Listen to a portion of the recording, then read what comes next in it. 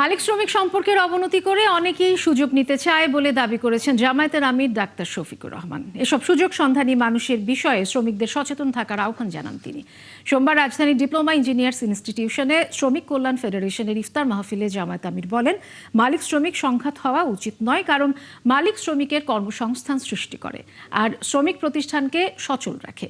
এ সময় ভ্রাতৃত্বের বন্ধন তৈরি হলে মানবিক সমাজ গড়ে উঠবে বলেও মন্তব্য করেন জামায়াতের আমির।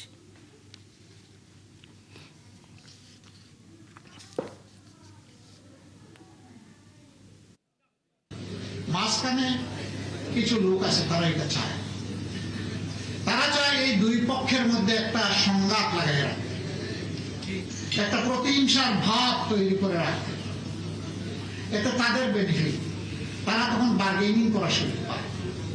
বার্গেনিং শ্রমিকদেরকে, কর্মচারীদেরকে বেনিফিট দেওয়ার জন্য নয়, বার্গেনিং তাদেরকে বিক্রি করে নিজের বেনিফিট আদায় করার জন্য।